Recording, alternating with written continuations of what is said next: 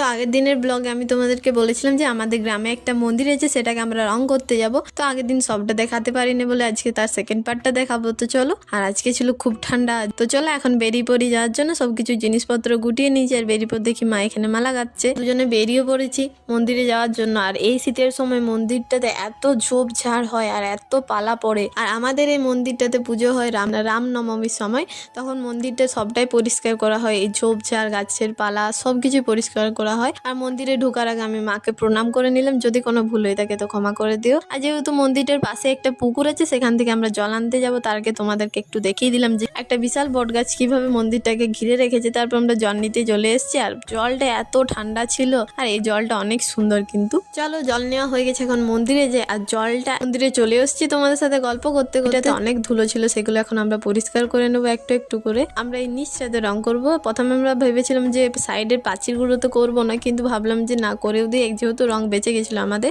তারপর রং ঢেলে পর আমরা একটু জল মিশিয়ে নিলাম, কারণ রংটা অনেকটাই গাঢ় হয়েছিল। তারপরে আমরা শুরু করে দিচ্ছি রং করা। প্রথমে আমরা লাইন টেনে নিই, রংটা যাতে না বাইরের দিকে বেরিয়ে যায়। তার গল্প করতে করতে আমরা অনেকটাই করে ফেলেছি, আর আমাদের রং করতে করতে প্রায় 2টো বেজে গিয়েছিল। আর এটার আরেকটা পার্ট হবে, যেটাতে আমরা এটার মধ্যে ফুল আঁকবো, তো সেটা আসবে নেক্সট ব্লগে। এখনো সেটা করা হয়নি, একদিনে তো সবটা করা সম্ভব না, অনেকটাই রং বেঁচে গেছিলো, তার জন্য আমরা দেওয়ালগুলো তো করে দিয়েছিলাম। টাটা, এখন আমরা বাড়ি যাই, অনেকটাই লেট হয়ে গিয়েছিল আর বাড়ি গিয়ে খাবারও খেতে হবে।